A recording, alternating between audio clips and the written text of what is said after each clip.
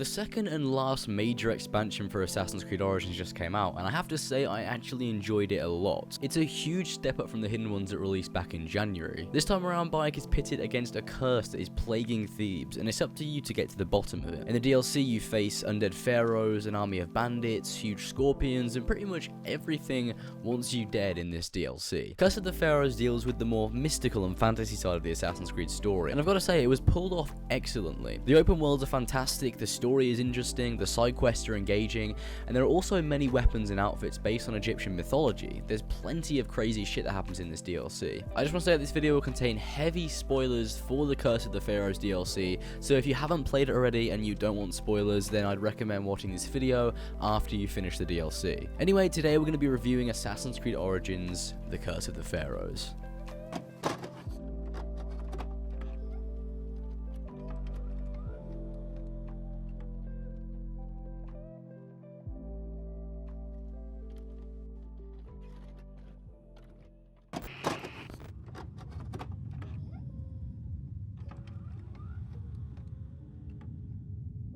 The story of Curse of the Pharaohs takes place 4 years after the ending of the main game and 2 years before the hidden ones. The timeline may be slightly confusing to some people. Bayek has travelled to Thebes because there has been reports of a curse that has been plaguing the area and causing trouble for the inhabitants of the city. This trouble takes the form of legendary pharaohs that once ruled over Egypt being awoken from their afterlife and seeping into the world to cause havoc. Amanet from the hidden ones informed Bayek that there is an artifact in Thebes that could fall into the wrong hands, and that it's up to him to stop this from happening. Bayek must investigate this disturbance in the Valley of Kings and get to the bottom of the situation to find out what is waking these pharaohs from their tombs. With some investigation, Bayek finds out that there has been a group of grave robbers desecrating the tombs of the pharaohs, and that a specific artifact was stolen from the tomb of an unknown pharaoh, and that the curse was brought down upon Thebes as a result. More investigation leads Bayek to Sutek, a young man who has lost his parents to the curse. This is a recurring character throughout the DLC who actually plays quite an interesting part in the story. He explains that he wants to return the artifact to the tomb of Queen Nefertiti where it was stolen from. Bayek asks to help return the artifact, but when Sutek hands it to him, it's not a piece of Eden at all, it's just an old trinket. However, Bayek still decides to return the artifact to its rightful place in her tomb. Upon reaching her tomb, Bayek finds that her sarcophagus is open and there is a glowing portal behind it. Upon entering, we are transported to a different plane of existence, one of the many afterlives in the Curse of the Pharaohs expansion. There are 4 of these afterlives and they're fully explorable open worlds with side activities and quests. The first afterlife is Aru, which resembles the Field of Reeds. This is where Queen Nefertiti resides, and the portal in her tomb is how she has been seeping into the real world. I just want to say that each of these open worlds are absolutely beautiful. We're going to be talking about the open worlds in a separate segment in this video, but when I came out of that initial tunnel in Aru and saw the golden Field of Reeds and the different structures around the area, I was completely in awe at how beautiful this game looks. I didn't think this game could look any better, but delving into the fantasy side of Assassin's Creed, really, you can make some beautiful environments. Each afterlife in the DLC are actually illusions conjured up by the Apple of Eden, but the threats they pose are very real, as shown by the pharaohs that come out into the open world and kill people. After carrying out some rituals and returning the artifact to the temple in Aru, this is where the first boss battle takes place. Something that the Curse of the Pharaohs did really well is the boss battles. Each boss has a unique set of moves and special attacks, as well as a specific weapon they use. They have really nice telegraphed attacks and are actually pretty challenging, which was so nice to see, especially if you're playing on nightmare difficulty. Compared to other games that are known for having bosses, these may not seem special at all,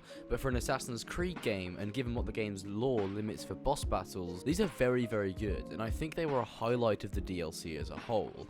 Plus, when you defeat them, you're rewarded with a nice unique legendary weapon, which makes your victory all the more satisfying. After experiencing the trials of the first afterlife, Bayek speaks with the High Priestess, Isidora, at the Temple of Karnak, to ask her about the source of the curse that plagues Thebes. She tries to tell Bayek that the curse that was brought down upon Thebes was a moon's will. However, Bayek is convinced that it is a piece of Eden causing these disturbances. She directs Bayek to the farmlands for further investigation. The search for the source of the curse takes Bayek to the second afterlife in the tomb of Akhenaten. This afterlife is called Amtort? I don't really know how to fucking pronounce that, but I don't know, fuck it. This afterlife resembles a great Egyptian city built on the water. There's a huge sun in the middle of the map called the Aten. The rays from the Aten point to various statues across the map that are holding small spheres. Destroying the spheres draws out Akhenaten, which initiates another boss battle. This boss was even more enjoyable than the last one. The attacks were way more telegraphed, which meant you could string nice combos together if you timed your attacks exactly right. Although this afterlife wasn't all that interesting and was very short, the boss battle definitely was one of the better ones in the DLC. I think it was due to the boss's more slow and telegraphed attacks. It meant the fight flowed like butter when you dodged and then went back in for another attack. This boss definitely flowed a lot better than the first one did. And obviously after defeating this boss you get a unique legendary weapon themed to the afterlife and to this specific pharaoh. After laying Akhenaten to rest, Bayek once again returns to Isidora to bring news of his success. He explicitly explains how both of these afterlives were a trick of the mind and that he was never there in the first place, further reinforcing the fact that it's a piece of Eden causing the curse on Thebes, not the gods. And although Bayek is a strong believer in the gods and most people would just think it was the gods causing this, Bayek knows better. He knows how pieces of Eden work. And he knows the power that they have given his experience with Flavius in the main game. With some more investigating in Thebes, Bayek finds out that Merti, the woman from the beginning of the DLC, had lied to him about the relic.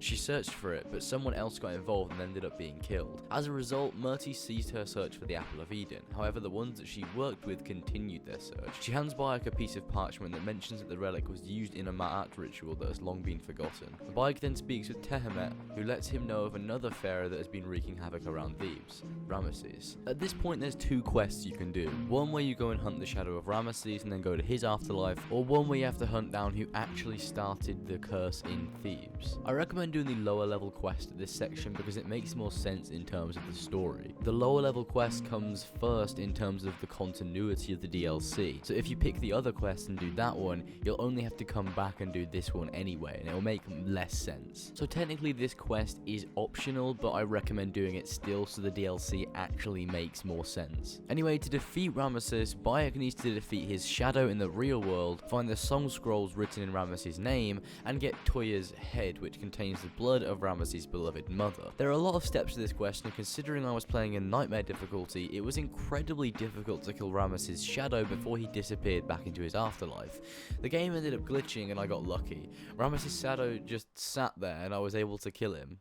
It was really fucking weird. I don't even know how that happened, honestly. Anyway, after this small quest, Bayek brings the relics to Ramesses' tomb. After replacing the relics, Bayek meets Nefertiti, Ramesses' wife. She was once a beautiful queen, but has taken the form of a bird with a human head, and I really don't know why that's happened. It's a bit fucking weird, honestly. Anyway, Nefertiti asks Bayek to give her husband the rest he needs, so Bayek travels into another afterlife to rid the world of the Pharaoh's curse. Third afterlife is called Thebes, and it's a huge sea of sand with statues of pharaohs scattered throughout it. To draw out Ramesses, Bayek needed to collect his car, which was in the form of his two eyes, and he also needed to free the prisoners of war from a bandit camp located near the throne of Ramesses. After the preparations were complete, Bayek then places the relics in front of Ramesses' throne to challenge him. This boss battle was also very enjoyable. Like all of the others before it, Ramesses had his own fighting style, as well as his own unique design and weapon. It took me a few tries to get to grips with this boss, but just like the others, it had easily readable attacks and distinct attack patterns. By the end of the fight, I knew how to deal with every one of the boss's combos, and that was one of the reasons why I love the bosses in this DLC. Once you get to grips with how they attack and which way they're going to swing, the fight flows like butter. Ramesses is slow and he also didn't have a very far reach, so you could easily dodge around him and dodge his attacks, although he was a hard hitter, so if he caught you in one of his attacks, you'd most likely be dead, especially if you're playing on nightmare difficulty. Anyway, like all of the other bosses in this DLC, after defeating Ramesses, you get a legendary piece of gear, which is nice. It's something else to add to your collection. Anyway, after defeating Ramesses, it was time to begin the last questline in the DLC, which led me to the Necropolis of Nobles. After investigating the area and finding clues as to what happened to the tomb robbers, Bayek realizes that the person who died in the tombs was Nitocris, Isidora's mother. Nitocris had the relic. It was passed on to Isidora when she died. Isidora was planning on carrying out this ancient Ma'at ritual in which she used the relic to influence the minds of the descendants of Ramesses the Great. needs. However, she also passed on a vengeance that would stay with Isidora her whole life. The real source of the curse was a girl who lost her mother and was begging the gods for vengeance. Nitocris tried to stop the grave robbers from ransacking the tombs, and they murdered her. This left Isidora all by herself, and she had to bury her own mother. Ever since then, she's wanted revenge on the people that killed her mother, and now she has the relic, she has the means to take her revenge. This plot twist was genuinely quite interesting, and looking back on the footage, you can see subtle things that Isidora says that show she's trying to lead Bayek astray in his search for the apple, like how she's almost convinced that the curse was brought down upon Thebes by the gods, not by someone using the apple, or how she finds out Bayek is looking into the curse and she almost seems irritated, or how she was so concerned with what Bayek was going to do when he found the person responsible for the curse. Subtleties like this go a long way, and I think this twist was in fact done very well, much better than the Gamelat twist in the Hidden Ones. However, something I find weird is that almost everyone that was meant to be on your side turns bad in all of the stories in Origins. Julius Caesar, Cleopatra, Gamelat, and now Isidora all were once on the side of Bayek and turned against him. It's almost like the writers love throwing pointless twists out there to the point where it becomes expectable. Either way, I think this one in particular was done well, considering the writers paid close attention to Isidora's attitudes, mannerisms, and interests early in the story before the big reveal. Anyway, the next task is probably pretty clear. We need to assassinate Isidora because she has become intoxicated by the power of the apple, as many have previously in Assassin's Creed. After travelling back to the Temple of Karnak, Bayek finds that Isidora is no longer there, and that she is in fact carrying out some form of ritual in the tomb of Tutankhamun. Arriving at the tomb just in time, Bayek finds Isidora in the middle of carrying out the Ma'at ritual. It was quite nice to see the Apple of Eden actually in use, because it's very rare in Assassin's Creed nowadays that we actually see pieces of Eden and First Civ technology used. Obviously, Flavius used an Apple of Eden at the end of Assassin's Creed Origins, but it was nice to see an apple used again. Bayek attempts to kill Isidora, only to be thrust into another afterlife and pitted against the shadow of Tutankhamun. This is the final boss of the DLC, and I've got to say it was very difficult. I was killed instantly and had to rethink my tactics. Tutankhamun was very fast and his weapon had a long reach, so he was quite the challenge. But as usual, the boss was designed to have attacks that could be easily distinguished from one another, so I didn't have a hard time learning the attack patterns. Like all the other bosses, Tutankhamun went down pretty easily after a few tries, and the DLC was practically over. After defeating the illusion, Isidora was also defeated. I quite like the confession scene that followed the boss fight. You get to see the target's true intentions, and they genuinely thought they were right. You can see how wise Bayek is as a character, because he's very forgiving towards Isidora, as she thought that what she was doing was justified. At last, the curse was lifted. Isidora was dead, and Bayek could reclaim the apple. The only problem is, Bayek didn't want the burden of the apple, so he decided to give it to Sutek, the red-haired thief from the beginning of the DLC.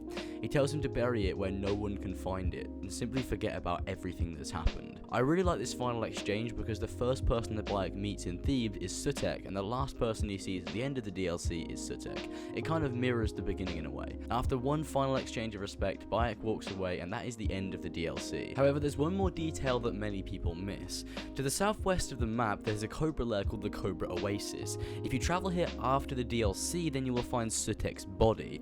The more startling thing is that the apple is nowhere to be seen, meaning that either Sutek buried it, or the more likely scenario is that someone killed him and took the apple for themselves. I believe this could possibly lead to a sequel.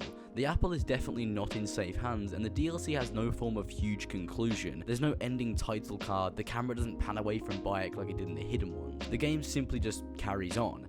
I think there will definitely be another game with Bayek, but maybe we'll talk about that in a future video. Anyway, overall, I really liked the story of this DLC. It was written well, it was concise, and it explored the more mystical side of the Assassin's Creed universe, and it delved straight into Egyptian mythology, which was really nice to see. This is definitely the best experience in Assassin's Creed Origins. I think it's better than the Hidden Ones in terms of story, and it's better than the main game in terms of content. The side content is engaging, the open worlds are beautiful, the weapons are fantasy inspired and therefore incredibly interesting, and I just generally had a blast playing it. There are a few story points that I didn't like, such as the fact that Isidora went from bad to good like every other villain in AC Origins, but for the most part the writing was pretty good. It wasn't anything groundbreaking, and certainly wasn't on the level of something like the Blood and Wine expansion for The Witcher 3, but it was really well executed, and that's a success in my eyes.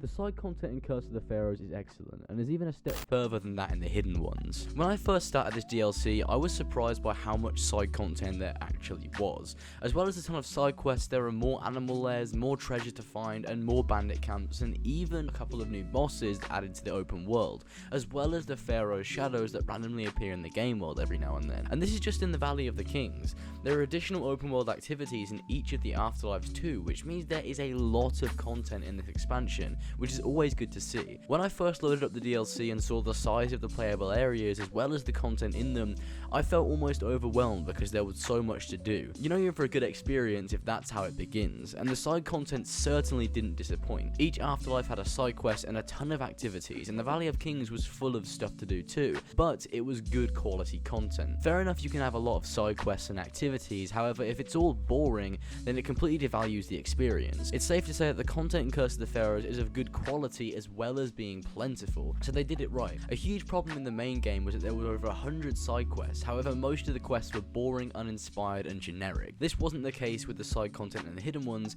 and it's definitely not the case with the side content in Curse of the Pharaohs. I really enjoyed just taking a break from the main story of the expansion and just getting immersed in the side quests that are available in the open world.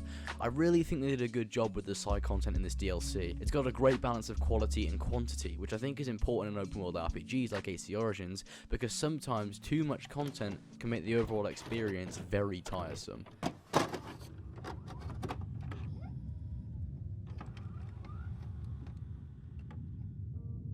In the main game of Assassin's Creed Origins, Bayek has many skills that can be acquired as you progress. They actually added some things to the skill tree in this DLC, which was nice to see, considering the hidden ones brought in no new skills at all. The new skills include Shattering Arrows, Toxin Arrows, Piercing Arrows, Hail of Arrows, Dash Boost, Overpower Fury, and Favor of Osiris. I found Dash Boost, Favor of Osiris, and Hail of Arrows especially useful in the expansion, because you'll be doing a lot of dodging in the boss fights, you'll need arrows to fall back on if you take lots of damage, and Hail of Arrows just makes light bows incredibly overpowered. The other skills are useful too, but these three were the ones that helped me out the most in my experience. I was sure they'd add new abilities to the skill tree in Curse of the Pharaohs, so it was really nice to see them deliver that. Most of the things I wanted in this DLC were implemented, so I definitely can't complain about much. As far as weapons and outfits go in Curse of the Pharaohs, there is definitely a wide variety of loot to collect. Considering the DLC is themed on ancient Egyptian mythology, they were able to create some really interesting designs for weapons and outfits in the game.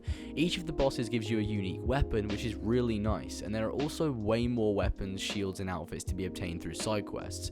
If you're a fan of collecting outfits and weapons to add to your collection, then you definitely won't be disappointed with the sheer amount of unique legendary weapons that can be added to Bayek's arsenal. They also bumped up the level cap from 45 to 55, which is nice, meaning that Bayek ends his journeys in AC Origins a round number. I also expected there to be a rise in level cap in Curse of the Pharaohs, because it's what they did with the hidden ones, and it's also a great way to make the player feel like they're actually progressing. There's also additional things to craft. Bayek has various different pieces of gear, and they've bumped up the level of these too, so you can upgrade them with different materials. There's not too much to say about the progression system in the Curse of the Pharaohs, other than that it's just as fun to collect weapons, level up, and become more powerful as it was in the main game, and that can only be positive.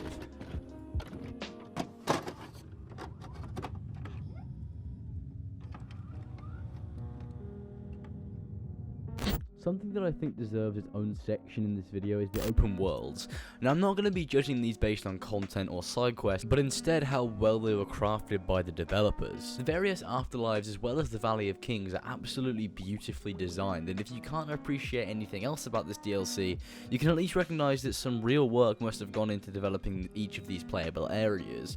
My favourite place in Curse of the Pharaohs has got to be Aru. It's so tranquil and peaceful, and the golden sunset on the horizon and the field of breeze gently swaying in the wind, it's difficult not to be in awe at how beautiful the game's graphics are. I found myself just walking slowly through this open world in particular and absorbing the atmosphere while also listening to the beautiful soundtrack that was accompanied by the tweeting of birds.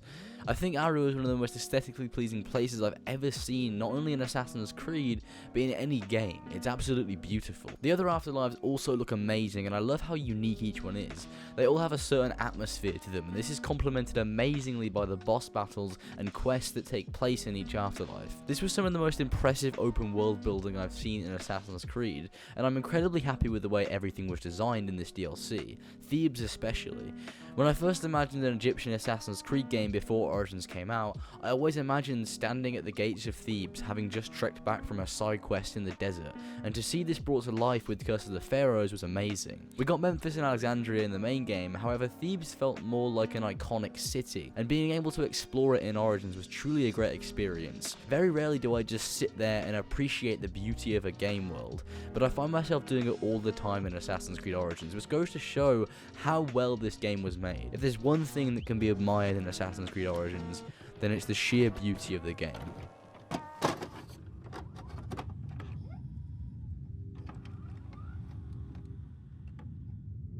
Overall, I'm incredibly happy with how this DLC turned out. Not only is it immensely engaging and enjoyable, but it also seems to not be the end of Bayek's story, just an additional chapter among many. I'm very happy that I can say that I enjoyed everything in this Assassin's Creed game. The main game and both expansions were amazing, and were clearly developed by people that wanted to bring this series back to what it once was. And if it keeps going in this direction, then Assassin's Creed will definitely be back on the map. If there's anything that can be taken away from the Curse of the Pharaohs, it's that this is how DLC should be done. Anyway, I hope you guys enjoyed my review of Curse of the Pharaohs. Sorry if it's kind of late, the DLC did come out a while ago, but I've just been working on it and trying to make it as good as I possibly can, and as in-depth as I possibly can as well. I know you guys do enjoy my reviews of the Assassin's Creed stuff, and it would mean a lot to me if you guys could go and check out my previous video in which I reviewed a new game that came out, a new open world RPG, which is actually surprisingly good. It would help me out so much if you guys could go drop a like on that video. Thank you guys so much for your support, and thank you guys so much for your patience between videos. You might have noticed that my upload schedule is completely all over the place constantly, and it just takes a long time to produce these videos, so thank you guys so much for your patience, and I'll see you guys in the next video.